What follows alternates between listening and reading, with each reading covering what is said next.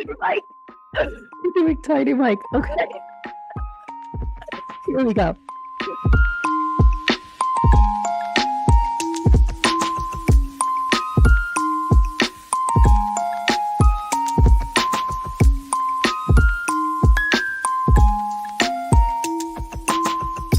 Hello, everyone. Welcome to the podcast of and for the people, the greatest football podcast on earth, Real Francamente. My name is Franca. I'm your host, and I'm so grateful for each and every one of you. Are you ready to bias your football content? Let's go. Hello. Welcome to the bonus episodes. We are doing this. We've been working on this content for weeks now. It entailed so much work on the back end, but it's so worth it. We're doing recap episodes, and we're splitting it up into two parts. So you're going to see the first half of the year, the first 12 episodes plus the first bonus episode recapped here today. And then there will be a second half of this. I'm so excited. I'm reinvigorated by all things Real Francamente. It was touch and go there for a bit with my mental health and other stuff and the way the world is and like so much stuff. You know, the year got a little tough at one point there, but we got through it. We never quit. And I think that's remarkable. And I think we should pat ourselves on the back for that. And now I'm ready and raring to go for 2024. We had an awesome year, really, when you think about it. We literally dropped episode 1 and then got on NBC Sports like during Premier League Live. So like, hello. I mean, like the universe loves us. The universe will always have our back. And we love that so much for us. So it's been so incredible to reminisce, to go back to like really, you know, it's been heartwarming to see the evolution, to see, you know, everything we've done, we've accomplished, the consistency, the production value. I mean, I love it so much. I loved this whole activity so much.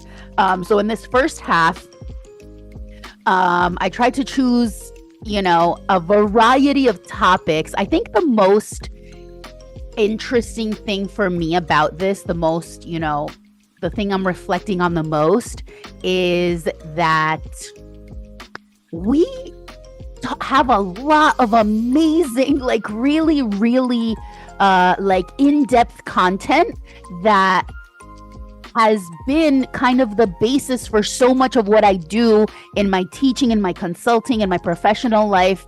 And there's so much overlap. This is what I love about Real Francamente. I always introduce Real Francamente as, you know, as a radical or as an anti-imperialist football podcast. Sometimes people are like, what? And then I'm like, give it a listen, right? So I think the beauty of it is that even if you're not a super huge football fan, there's always something to get out of it. You know, there's always something to get out of it. Since I've been doing this podcast, I did a TED Talk. So check that out if you haven't. I did a TED Talk, and my TED Talk was literally like, I wore a t-shirt that was custom made for my TED Talk that said the following phrase, right? Identity politics without intersectionality is nothing. And it's something I've said plenty. I've made like little, you know, infographics about for my Toliluna consulting account and all that stuff. And then I realized when I went back and re-listened to a very, very early episode that was literally a title card for a clip in which I said that in Real Francamente. And I was just like, wow, it was like, I was like, well, first of all, I'm like, I self-plagiarized. But just the fact that so much of what we do is so interconnected that you cannot separate truly sport, politics, social justice. And that's always been my goal. And it's been so amazing. Real Francamente, the podcast, is one of the few things I can rewatch of myself. So, and like be so proud of, because I get to just do my thing unapologetically. And I love it so, so much. So I love y'all. I am wearing a kit for this that I haven't worn yet, which is, I realized I kit content in the works. I'm so excited. But we didn't repeat all year. And I realized that I have way more kits that I haven't worn than I realized. Like, I've never worn a classic Argentina kit until today. The classic, like real Argentina kit. So today I'm wearing one that's really, really old. Okay, I found it actually at my parents' house. And it's a Maradona kit, but it's not old like from when he used to play, but it's like at least from the 90s and it's still in pristine condition. It says Maradona on the back. It's just like the classic, Argentina stripy kit. But I love it so much. And I realized I haven't worn any of my Argentina kits that I have that are like classic. I've worn, some of the warm-ups, but we have so many kits. I'm so looking forward to the next year to keep wearing a new kit every time. So that's what I'm wearing today. But yeah, so I mean, I literally am so appreciative. I love y'all so much for bearing with me, for listening, for hopping on board, and just for for the support. So with that, what we have for you today is a recap episode where we're going to go through the first 12 episodes plus the first bonus, which was the Orlando Fan Fest episode. And I just tried to pick out, something that was representative of each episode. I hope you like it. Let me know. And without further ado, here's the first part 123 recap episode.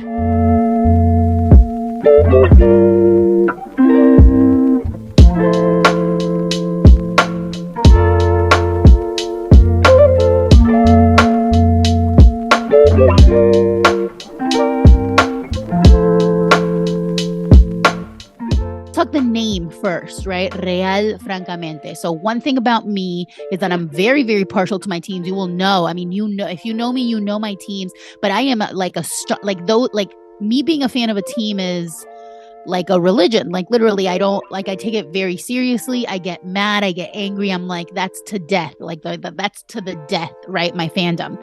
So ironically, I am a Barcelona fan since birth, in terms of ideology.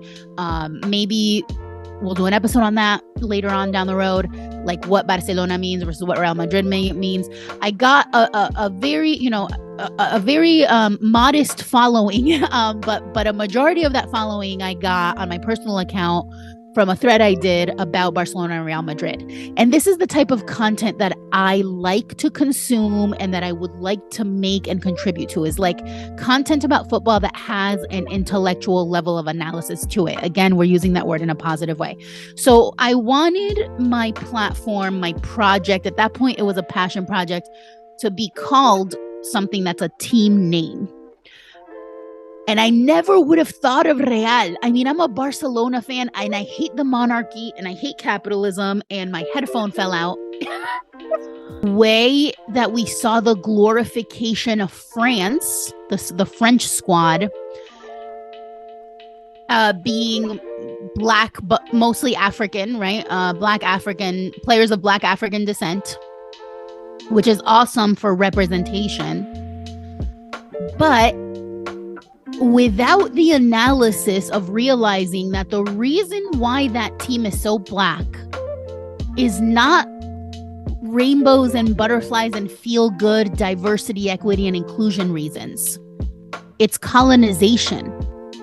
It's exploitation, right? That is why the team looks like that, but refugees or immigrants that look like them in France, who are not famous football players, are not welcome.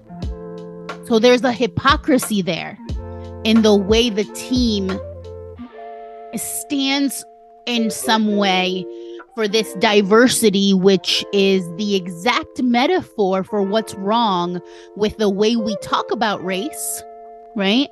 Because we should know, one of the things I say a lot, mostly in DEI spaces, but it applies here, right? Identity politics without intersectionality is nothing. I'm going to say that again. Identity politics without intersectionality is nothing. Sunday was the big day. It was our TV debut. Saturday night was awesome too. We had like a really delicious tapas dinner. I mean, it was so good. It was so much better than I expected as a weekend. Like I just kept having fun. I was like, I'm a stressor. I have anxiety. Like I'm always like, oh, what if this? What if that? Whatever. It was just fun. It was just fun. I kept saying this, and then it caught on and other people started saying this. I kept being like, I'm happy. Like, I'm so happy right now. At different points, I was at like, it's such a shitty time to be alive in so many regards that like literally at different points to literally just exclaim, and I'm not like this. I'm a pessimist too. I just was happy. Like I just enjoyed myself. It was such an amazing time. And again, thanks to like so many people that are loved ones. So yeah. So then Sunday, the big day, that was when we were going to be on the lowdown. And so we had to, the lowdown segment was going to be at 8:13, very specific. And we had to get there by like 7:40 or something like that. So it was even because on Saturday we had to wake up super early. I mean, like, literally like at 4:30, and I was just a wreck until I got my coffee. I'm a monster. And so I was exhausted. Saturday we also got to nap Saturday, like after it. So Sunday we were pretty well rested. We didn't have to get there till 7:40. And because the game wasn't even till 9, the first game. And we sauntered in, we got in, there was not even a line. We got to the stage, and then we just hung out with the Cooligans until it was time to do our segment. And so we're hanging out, there's people. I mean, like, it was just so supportive. Everyone was so happy, so welcoming. And then they pulled us on. We met Rebecca. We did our segment, and it was so nice. People in the crowd were so excited. Our friends from, because now it's become like a big group. At every single one, we meet more people, right? And shouts to Annalise and Vladdy, who I met this time for the first time.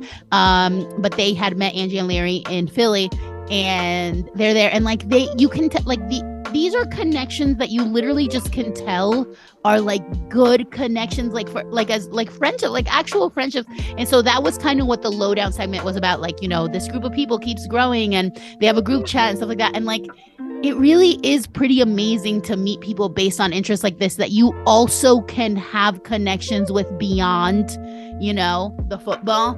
And that's what I find with these folks. And it was just so fun. It was just so fun. So we do our segment. Everyone's so supportive, like filming from the crowd and screaming and yelling. And I talked about Argentina, the World Cup and stuff.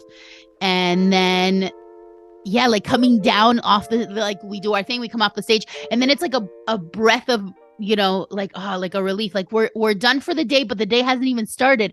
But the best part was that everything lined up perfectly so that the lowdown segment was at 8 a.m. And then we had all day. So like the nerve-wracking thing ended, but it also went really, really well. And then getting off, and it was like I was very distinctive with my, with my t-shirt. So like people all day kept being like, oh, hey, like you're on stage. Hey, you're on stage. And to go back to, the moment of fame of when we were on TV and everything like that, my question was about South Americans in the Premier League, right? Specifically, this was a question to Rebecca Lowe, so I asked about the Premier League. And when I was chatting about that to other people who were at the event, friends, things like that, interestingly, a lot of people were like, wow, I can't even think of one. I can't even think of one South American, right, that plays for Premier League, which is really interesting because the ones that do play tend to be Argentinian or Brazilian now for Arsenal. But you don't see a lot of representation, and a lot of that is due to that bias that exists, right? Let's go back a little bit to the fact that Premier League or English football, British football was really the last league to welcome foreigners at all, right? So you've got a situation where Premier League, English Premiership, right? First flight football in England and Britain sucked for a long time, right? For a long time. Even in the 90s, you had this situation where it was like long balls and, and hopes and wishes, no vibes at all. It wasn't until we had an influx where they finally said, okay, we've got to do something here, right? An influx of foreigners. And I use that term positively, right? First, they started to bring in more folks like from France, from Spain, so just other countries in Europe, and then finally more South Americans started to come, and then Africans started to come, and that's when the league gets good, and that's when the league gets beautiful, right? Because you've got Jogo Bonito, this idea that started in Brazil, but the idea, like we can call it a global South idea, that like the football that's played in South America, the football that's played in Africa, the football that's played by African players, by South American players, it's beautiful. That's what Jogo Bonito means, right? It's beautiful. And what you had in England before was just long balls and hopes and wishes, right? It's not until you have global South players that the Premier League gets good, that premiership, that, you know, for top flight football in England gets good. La Liga started to have, you know, South Americans play sooner than England did. Even Serie A did. And so it wasn't unheard of, but England, you know, held out the longest. And you still see that bias in the way that British pundits talk about South Americans, you know, the way that they refuse to learn the way names are pronounced, right? The way that we, you know, these pundits are out here just like talking trash about South Americans and African players in a way different tone and way that they would ever talk about like Harry Kane, right? That is all left over from the way they were so closed off. And then it wasn't even until way more recently that British players, English specifically, even would leave to play somewhere else. Their belief that the Premier League is the best league in the world is so, you know, ingrained in their psyche that they would never think to play outside of England. Like, what? You know, it was like unheard of. And so like now we're starting to see a few of them, you know, play outside. But all of this to say that football may have been invented by Brits. And that's even, it was actually appropriated, but we'll let them have that, all right? But it's not until it crosses the ocean into South America that it gets beautiful and it gets perfected. Galliano said it, and this is like a mantra, right, in South America. The Brits invented football and we perfected it. And that got us to talking, and that got my dad and my mom to talking about when I was born, which was 1984, and what it was like to be in that situation of giving birth, of being pregnant while literally exiled during a dictatorship. And it's stories that are told almost with like a level of like humor, or, you know, because when you live through something traumatic like that, you deal with it in different ways. So it was told in like almost like a, you know, like a funny way of the things that they had to do while they were exiled and pregnant with me. So one of the most, this is a side note, but I have to tell it because it's so notorious and I had heard it before, but it's something that I had like hadn't thought about in years, was that obviously in the 80s there wasn't social media, but under a dictatorship there also really wasn't ways to communicate that you could trust. So like even phones were probably bugged, especially for folks that were suspected of, you know, communism, the big boogeyman word, which is like so flawed in so many ways, the way that this went, of like the suspicions and all that. But that's definitely, you know, we'll save that for another day. So they couldn't really communicate through phone. So they had to communicate with these folks who are helping them out and getting them connections here and, you know, hospital connections and things like that. And so one of the ways they were able to match up with people to like find these people was they were given specific instructions to buy a specific type of newspaper, like a name, like a newspaper type, like not type, but you know what I mean, like the name of the newspaper, and then a brand of cigarettes specifically. And they had to go to a cafe and sit there with the folded up newspaper, the cigarettes on top, and that was the signal for the person that was going to walk in to talk to them, and that they would know that's them, right? And that's how, like, it's things that you see in movies, but that's how they were able to like connect and find the people that were helping them out during this exile. Most of the people in their circles were captured, tortured, never seen or heard from again. And they, were able to be exiled and then come back and live to tell the tale, which, comes with a lot of survivor's guilt and all that stuff. So it's really, really interesting. So, and that's what I was born in the middle of, and towards the end of it, but definitely still under this dictatorship. And the hospital I was born at was actually run by communist Jews, which is a really cool kind of factoid that in these underground like networks of people that were there to help folks to help folks in exile, to give them, refugee status and all that stuff. You have some of the most amazing minds, right, in their field. So these were amazing. Like, they tell stories about how they had stuff that in the 80s didn't exist in South America, like Lamaze classes and all this sorts of like really advanced science stuff. Like, my mom frequently tells that the doctors for me, I was born obviously during the time of the dictatorship, and they were in exile, right, in this communist Jewish hospital. It was a better experience than when my brother was born 5 years later in Uruguay under democracy, quote unquote, right? And so like that says so much about the value of science, of education, of just general knowledge of technology in this community that gets so maligned, right, of communism, that everyone's like, oh, they're this, they're that. And like, meanwhile, you've got all this proof of the importance of all of these things, including my own life story. So that got me thinking, and and our friend was like listening, so like, like just couldn't believe it. And we started talking about the importance of getting these stories out there, right? And in the movie, they talk about a situation where a pregnant lady, literally got the baby ripped out of her. And frequently they would take the babies and give them away to their friends as like quote unquote adoptions, but they were illegal adoptions, obviously. But this baby literally was just left there hanging. They didn't cut the umbilical cord. They didn't kill it. Like, it was like just one of the most horrific stories, and how people live through that, first of all. But secondly, like just how horrific it is, right? And so we started talking about it.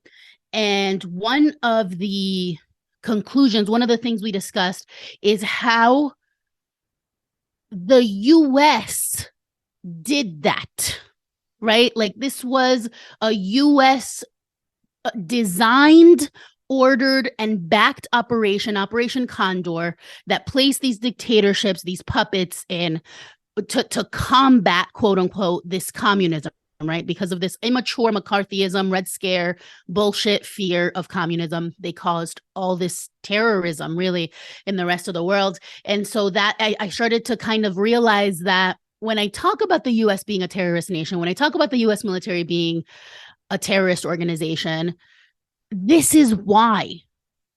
Like, my own history, but more so my parents' history, because I don't remember it, right? I have no recollection, but although there is such a thing as genetic memory and all that stuff, but why is it that we glorify so much the entities that caused all this terror in so many places? Because this is just one of the places, but Operation Condor was everywhere in South America. And so I started to realize that one of my things that I need to do is make that connection more often. I don't just have this criticism of the US and of the military because of reasons, right? Like, because like vibes, like, it's literally because of this history, literally, that I was born in, right? That my parents lived through. It wasn't so long ago, because we love to tell marginalized communities to just get over stuff, right?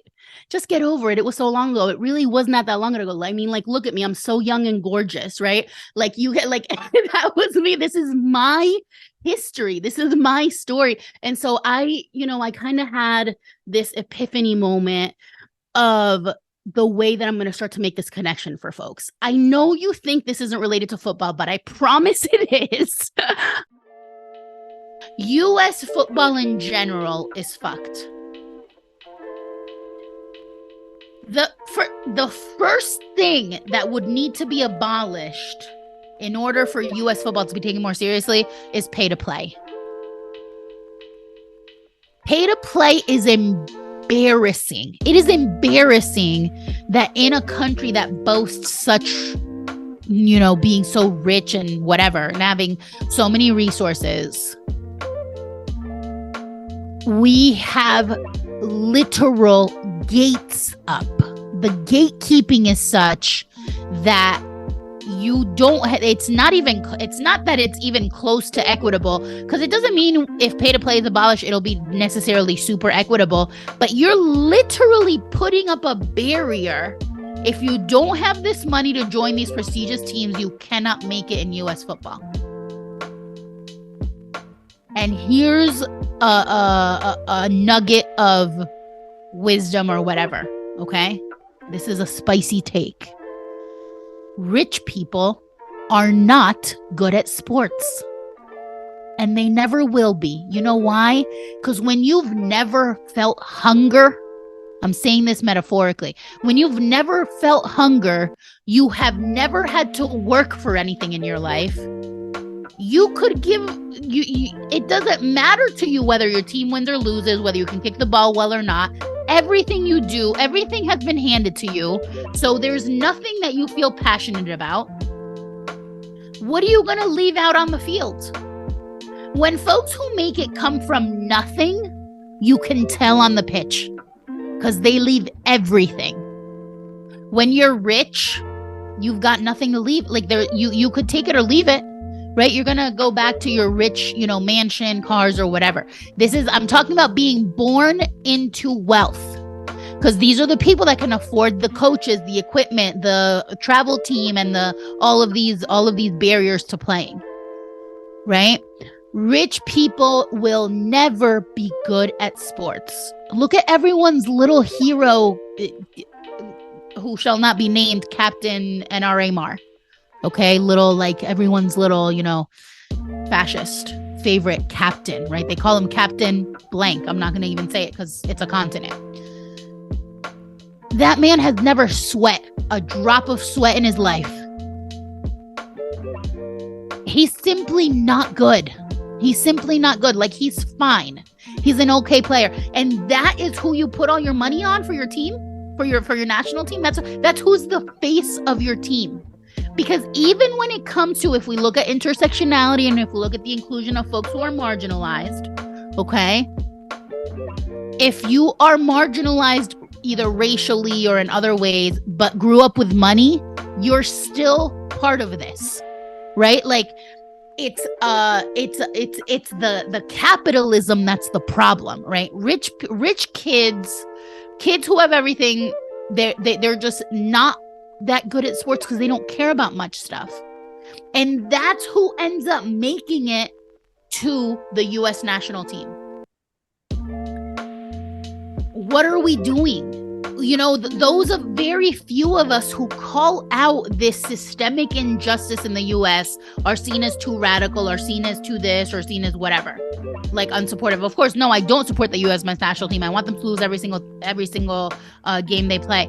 But I'm able to also have an analysis that those of you that do want your team to succeed should want these things. One of them being abolishing pay to play. Yeah, neutrality. Neutrality is giving power to the oppressor in every single space. And so when we're talking about, being outspoken and everything, there's a definite space where a lot more attention is needed, a lot more calling out is needed in terms of the way we look at gender inequality, not just as it pertains to women's football not getting the support it deserves, but the issue of trans athletes, right? At every level, we're seeing bills passed in the US to ban trans kids from playing sports. But but also, and that's an issue that affects everyone, right? It affects everyone. It's an issue of, again, of support for folks who are marginalized. And I have never seen a word about this from any mainstream big name at all, ever. Never. Like, the people that talk about this are either in independent outlets, they either have their own podcast or they do their own thing, or are just like individuals who are speaking on their Twitter against it, right? And so what do we do with that? How can we be satisfied with folks just doing the bare minimum when we know that our trans siblings and our non-binary siblings are being erased from the narrative? Because when you have a narrative that is about ending transgenderism, you know, a lot of them are hypocrites and they'll be like, no, I don't want trans people dead. I just don't want transgenderism. First of all, okay, who are you? Who is anyone? And a lot of people will use religion as their excuse, right? They'll be like, oh, because of the Bible. First of all, who the fuck cares about your Bible? How egotistical are you? First of all, the word transgender does not appear in the Bible. Let's start there, okay? But secondly, how egotistical are you that you think your religion, like, how self-centered and narcissistic are you that you think your religion, whatever you believe, should supersede whatever anyone else's belief is? How egotistical are you that you think that your religion can be used to pass laws in a place where we're supposed to have separation of church and state? And I say supposed to because we don't have it. Not to mention, and this would be a whole entire other podcast, but the people that call themselves Christian that use those things as an excuse to just hate others are not really Christian, right? We're all in agreement that those people are just like delusional fascists that like just need an excuse for their bigotry. Like, they're not actual Christians. But how mystical to spend so much energy obsessing over what's in someone else's pants. That's creepy too. Like, what? Like, why are we so obsessed with who anyone sleeps with who, what's in anyone else's pants if we're not their partner or in their life at all? Like, it is so hard for me to wrap my brain around this level of narcissism. To pretend that you have a right to tell someone else what to do with their body. This could apply to anything. This could apply to abortions, right? It could apply to just like general healthcare, and it applies to trying to police people's bodies and transness. Transphobia is everywhere. It's everywhere, from your Harry Potter books to your football spaces.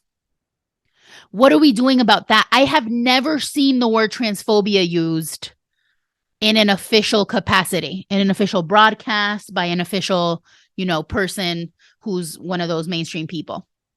Big names, right?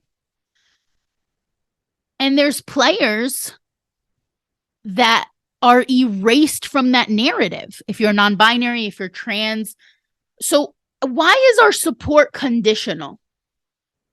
Why is our support conditional, right? We'll be like, oh, yeah, like the bigots are like, oh, I'll support you as long as you just kick the ball. Don't say anything controversial, right? And that's just the minimum. But then from there, it's like, oh, if you come out as trans, that's political. Well, you're politicizing someone's gender, but that's a whole other thing.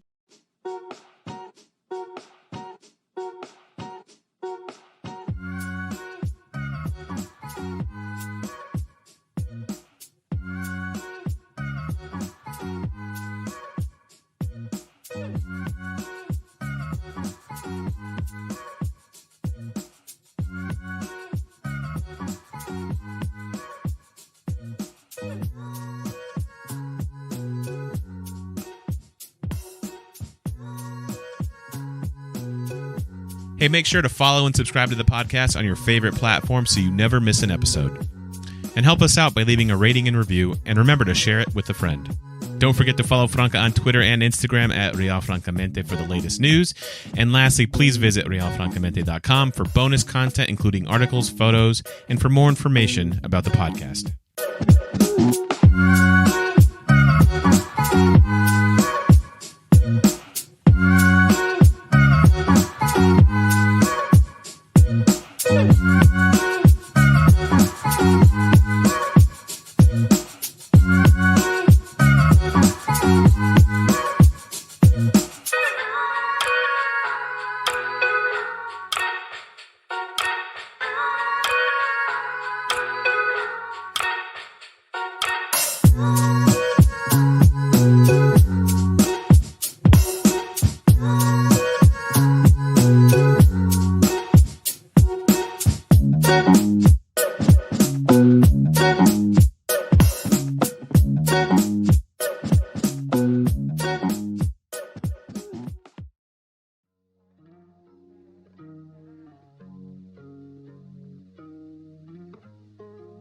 They're literal best friends.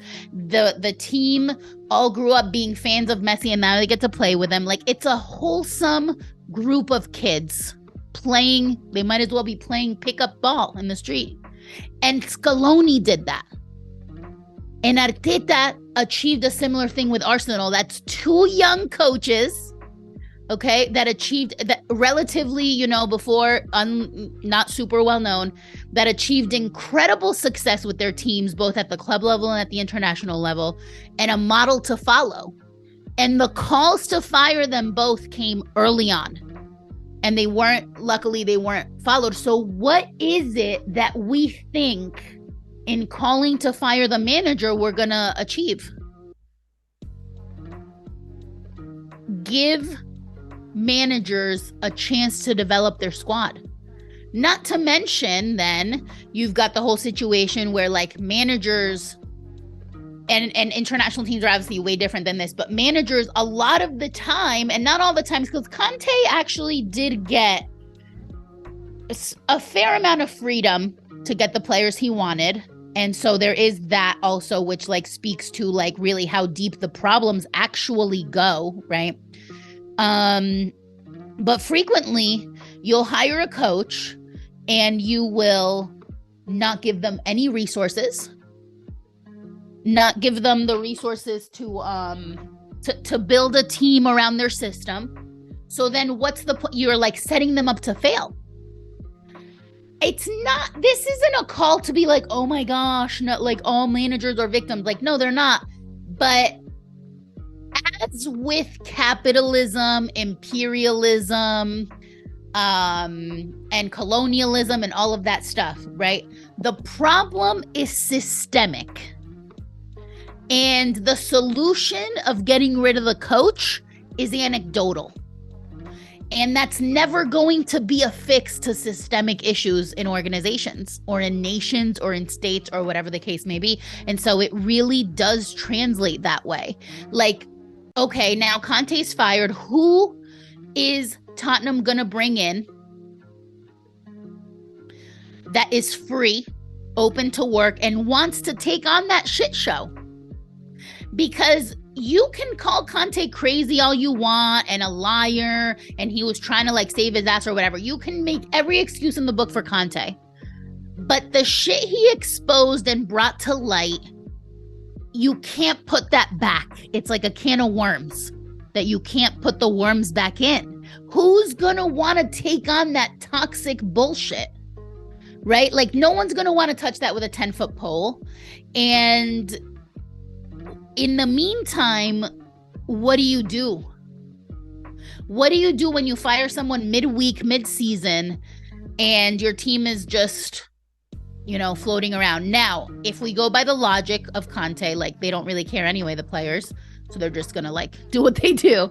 But it is an issue that needs to be discussed more, right? We can all laugh and like be silly about the Conte press conference, but when do we address the systemic issue of the way modern football is literally a capitalist hellscape.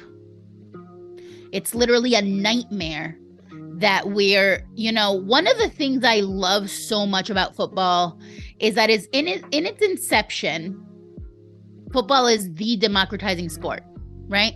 We've talked about this before on this podcast, but it's literally the democratizing sport. You don't need any equipment. You don't need anything really, like just your raw talent to be discovered. And yet we've got all these new things, all these newfangled things that are ruining it, mostly related to capitalism. It became lore, like Bielsa lore, sitting on a bucket or sitting on a cooler, right? He's never done the wearing of the suit thing. I want to talk about this. I think it's so pretentious when coaches, when managers, and I want to preface this by saying that one of my daddies, okay, is Simeone. El Cholo Simeone is everything I hate in men. He's toxic. He's fucking foul. He's like, he'll grab his balls. Like, he's a fucking, like, he's machista. But I'm like, I will, so I love him. But he's a little snob, right? He like always wears his little like tight, like perfectly tailored black suit. I feel like that's gonna be a clip, the part where I'm like about Simeone. His little tight, like tailored black suit, like always, every single, and I just think a suit has no place on a pitch. Unpopular opinion, maybe. A suit has no place on a pitch. Why are you trying to make this into like this, like respectability politics and professionalism standards are rooted in white supremacy? You're on a pitch, you're a coach. Back in the World Cup, after Argentina won the World Cup, all sorts of lore started to come out too, and like stories and like beautiful stories about how humble the whole Argentina team was, including their coaches and their assistant coach. Someone asked, why do they walk around all day in Argentina wear, like in their little like warm-ups or like whatever? And he said, we get all this for free. All this, we get all this. It's part of our, our package or whatever. They get a bunch of warm-ups, a bunch of like outfits, and it would be a waste to not wear it because people pay a lot of money to buy replicas. So of course we're going to wear it the whole time. Imagine being a world champion team with the best player in the world on your team, and that's how humble you are. Would that ever be some of those other superstars? I don't think so. I don't even have to drop names where they like turn everything into like, oh, who can wear more Gucci and more this and more that. Okay. That was a sidebar. Okay. I can't with a suit on a sideline. I just think it's so I think it's pretentious. It's unnecessary. Sometimes they get so passionate. They get so into it. They need to run like their knees are like all like, they can't run in their little suits. So Bielsa is one of the dying breed that is this humble that like he'll just wear athletic wear. And this might sound silly, but this is really, really telling. There's a few coaches that do this that are in the same vein of philosophy, right? I am an athletic figure. Like I'm a figure in an athletic space. I'm going to wear what they wear. He wears his little Adidas, okay? And he refuses to sit anywhere but on like a bucket or on and it's not what's the word? It's not performative. It's not like for any reason other than like just humility. And like people joke around about like the Bielsa like crouch, like how good are his knees that he can squat like that.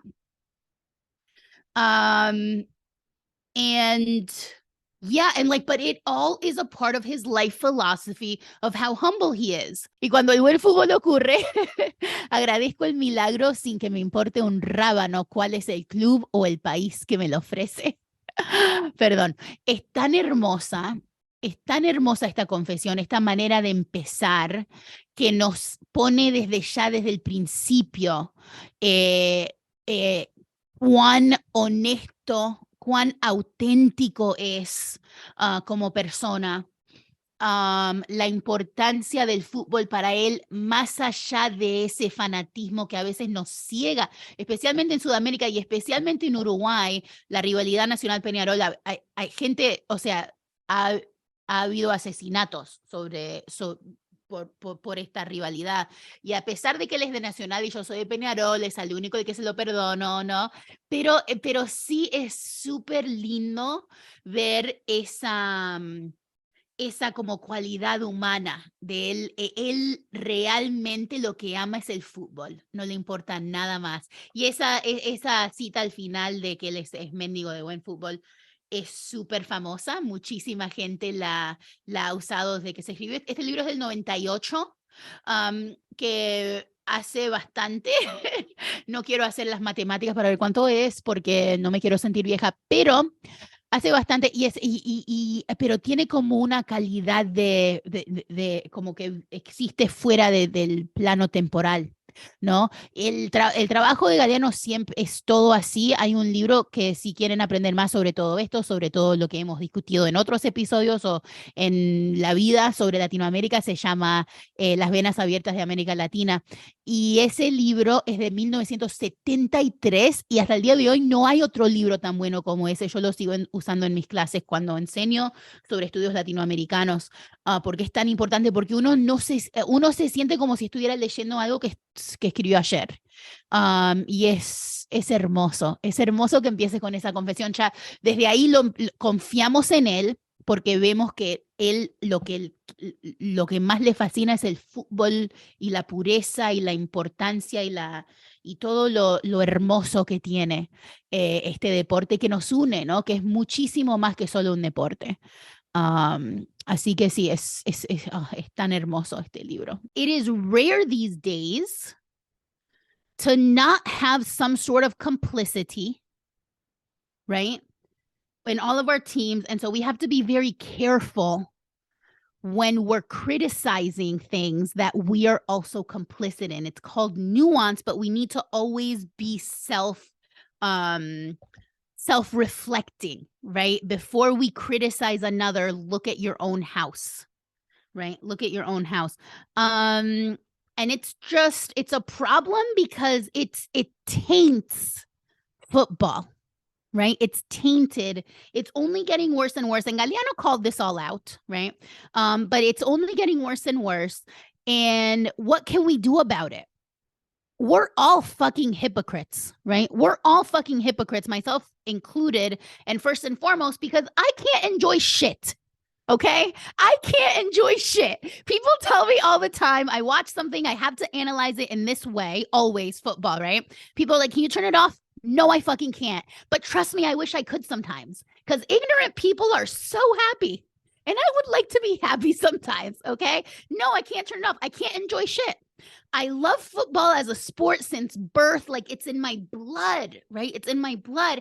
And I'm always watching it with like a pang of guilt. Even when a team wins that I love, I'm always like, oh shit, it's fucking modern football. Where's that money going? Right? Like, I can't enjoy shit. And I'm a fucking hypocrite, because what I should be doing as I'm calling out all this bullshit is boycotting the whole shit, all of it, all of FIFA, everything, right? And just like sitting on my hands and not watching my beloved sport. That's what I should be doing, right? Now, another point is that there's no ethical consumption under capitalism, which also gets overused by people who use it as an excuse to, like, be like, oh, well, there's no ethical consumption under capitalism. It's okay that I have 13 Birkin bags, like, no, there's a limit. No ethical consumption under capitalism is for living with the fact that we got to have cell phones. Most of us have iPhones, and iPhones are made in sweatshops. All phones are made in sweatshops, right? And we got to have computers because it's 2023 and all computers are made in sweatshops, and like our clothes and fast fashion is made in sweatshops, and that's fucking bullshit. And also we can't afford expensive clothes sometimes. So that's what no ethical consumption under capitalism is. It's not a free for all for us to just like go fucking buck wild. But it does come in because it's like, okay, yes, I'm a hypocrite. I'm calling it out. I call myself out first and foremost by still watching football. I can watch it while criticizing. And to me, that's a little bit more sustainable. And that's how I sleep at night. But if I'm not watching football, what am I doing? Is there anything these days that is not tainted? Certainly no sport. There's no sport we can watch that is not tainted by this bullshit. And so then what are we left with? TV. Okay, Hollywood's fucking imperialist propaganda bullshit too. So maybe we can watch some independent films or like movies from abroad. TV, Netflix, Amazon, Hulu, it's all corporations. What are we left with and what can we enjoy if we continue to to go down this rabbit hole? But what I do think also is that there needs to be the nuance of us being able to call this out and talk about it so that there is a chance that maybe, like something will change. I don't know. I don't have hope for real, but I have to keep the facade of hope alive if I'm going to keep doing this work, right? It's the only way. And ultimately, everything is shit. Everything's a dumpster fire. Why not find little pockets of joy where you can? And if those little pockets of joy come from a beautiful Messi goal, I'll take it. Never rape Naldo, okay? But Messi, I'm going to fucking enjoy it whilst also being able to have these nuanced, critical discussions. And I can't fathom living in a space where this isn't the norm. I can't comprehend just being able to mindlessly watch anything, let alone football, to be like, oh yeah, rah, rah, rah. Like I'll wear the kits, I'll do the whole shit. But deep down inside, I'm always, there's that little like pang of guilt, right? That I'm complicit in this fucking bullshit. And then I end up not enjoying anything. So nice life to me. But this really is my passion. And so I just love this. I love to have these discussions and I love to open minds. It shows the importance of why Vinicius calling out racism is not just whatever people want to say it is. It's not just about La Liga. It's not just about whatever. Like, I hope that the one thing that y'all remember me for, that y'all like know me for, is for making these connections so deeply to tie in why imperialism is so bad. Why I talk about capitalism constantly, why I talk about colonialism constantly, because this is the shit it caused. This is the shit you're complicit in, okay, when you defend capitalism, when you defend the United States, when you defend the piece of cloth of a flag that people love to be sexually attracted to in this country, when you defend, anything, right? Like, that has to do with imperialism. This is the shit. This is why I can't stand that, like, arrogance, right? Because this is what you're complicit in, causing all of this, destruction around the world, and then claiming it's in the name of freedom or whatever the fuck else. And the fact that Uruguay, by the way, is the last of the South American countries left in the tournament. They're going to the semifinal. They beat the fucking empire that is the US. That win, that's an example of a win that is not just a win for football, right? These are these little moments. I've talked about this before with other little moments that appear that Galliano would just eat up because it's delicious, because it's like poetic justice, right? When you look at the resources that United Station players have, when you look at the resources hoarded by the U.S. Soccer Federation, by the U.S. in general, by the U.S. empire, right? And you look at the resources that countries in the global south have, which one's right? I don't know. It does not make sense. It doesn't make logical sense. This is why I always say that's why you play games. Football is not logic. Sports are not logic. If it were logic, we wouldn't play games, right? We would look at a piece of paper and go, well, that team's better. They have this, and this, and this. Give them the points. But that's not how sports work. right? That's not how sports work. So we have got this like almost Cinderella story of this tiny, tiny country, 3 million people, with a very heavy football history, right? Because they hosted and won the first World Cup. Like there's lots of kind of like studies done on what is in the genetics of Uruguayans that consistently keeps them on top, right? Because it's such a tiny country. Um and then you've got this tiny country playing against the evil empire and winning, like to go on to the semifinals. It's so exciting. I'm so excited for those kids, and like they're so happy and so wholesome, and it brings such joy. One of the things I've been talking about for a while, for a few episodes, or like maybe since the beginning, is about how hypocritical it is to continue to support this, when we're criticizing it for being modern football and like being ruined by capitalism and money. And that's all true. And I also think it's important to note that we live in a capitalist hellhole, that we live in a dumpster fire of a country, of a world. Okay, but every day things happen that are so disheartening. The Stop Cop City thing just happened. As of time of recording, the activists spent hours and hours and hours and hours until 1 a.m. just trying, like, expressing their, not wanting. What I'm gonna go off on a tangent because today is also election day in New Jersey, and I don't know, what are politicians for if not to serve the people? If you look at the definition from when the word democracy first existed, right, in ancient Greek or Roman times, I don't know which ones. I don't know which one. It was ancient, and it's one of those two. Okay, democracy, like literally, it meant servant of the people. This is actually connected. Stay with me, all right? Bear with me. A long time ago, like at least 10 years ago or more, an article came out. I think it was either in The Economist or in one of those like fascist publications that's US based, one of those imperialist publications, which was shocking that this is what they wrote about because it's imperialist. And they were writing about Pepe Mujica, whom I have a little doll of behind me always on my bookshelf right there. If you're watching on YouTube, that's Pepe Mujica. He's the former president of Uruguay. He's currently still in government.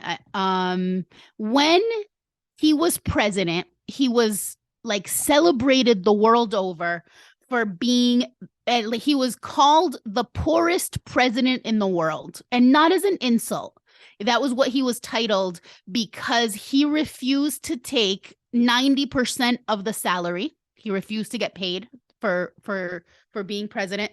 He did not move to the presidential residency. He thought that was a waste, so he stayed living on like his farm outside of Montevideo with his 3-legged dog, and like all his his lifestyle. So like he got worldwide attention for the way he ran his presidency. Now he was persecuted during the dictatorship. There's movies about it. Okay, he is so far left that in the but so this is the interesting part. He's so far left, and he's not demonized for it as a socialist or as a communist like a lot of other far left Latin American leaders are. And that is because of that's because of all of this, right? Like the poorest president in the world. He's humble. He refused to wear suits. Now, yeah, some people would be like, oh, he's a communist. He's this, he's that. But so many people admired him, even on both sides, on all sides, even fascists, for being like an authentic to his values person, right? And so they still would praise him and be like, damn, like, okay, like, that's like, power to you, right, for living your values and like that authenticity. And so the I think it was The Economist or one of those wrote an article that was like that was about him, but it was also about how Uruguay has what is considered the closest thing to democracy as it originally existed, which was you would live in a town, right, in a community, and this is literally in ancient times, right, and every single person in the town had a job that they did, whether it was like the medic or like somebody practiced law or somebody was the educator, right? Whatever. And then every single year for a year, they all had to serve as president or governor or some sort of head of government for free as a service to their community. That was the origins of democracy, right? And so in Uruguay, where you have so many hard fought for wins in terms of like how democracy vote, like it's the closest to democracy because it's literally one vote per person. There's no bullshit. There's obviously no electoral college, nothing like that. It's just a person votes and their vote counts. Like that's it, right? And there is not as much, at least let's say on the left, because obviously fascists are going to fash everywhere, but there's not as many career politicians. Another former president, Tabaré Vázquez, he was a literal medical doctor who was practicing in between his terms, okay, in government. So they praised Uruguay for, like, even on the right, for having this democracy that is the closest thing to what democracy should look like. Democracy should look like, right? All of this to say, I don't even know why I went off on this tangent, but my point is, with all of this, that there are these moments, right, when you live in these countries that are small, that are, playing these like big empires. It's okay to be happy. It's okay to celebrate those wins, right? And this is where that like kind of humility comes out, right? That humility of, even when it comes to the presidential candidates, right? When it comes to like the way things happen in Uruguay, like it all is as close to as we can get to social justice, to equality. And so celebrating Uruguay beating the US is not just about football, right? Is not just about football. Through football, you can tell all of these stories, right, that are so related to the Villa Española thing, to all of the work they do with all the social justice stuff, to the Uruguay winning this U20 game. And furthermore, I think it's hilarious because next, so they had to play the evil empire, and then next they have to play the Zionist settler occupier empire country of Israel. And that was another episode of Real Francamente. Thank you so much for listening. I'm literally obsessed with y'all. Please share with your like-minded friends. Follow us on socials at Real Francamente. Leave likes, comments. Follow us on Apple Podcasts, Spotify, and YouTube. Leave comments there too, ratings, reviews, all of that stuff, only if you love us, of course. Check out our website for more content, www.realfrancamente.com. We will catch you on the next one. And as always, bias your football content.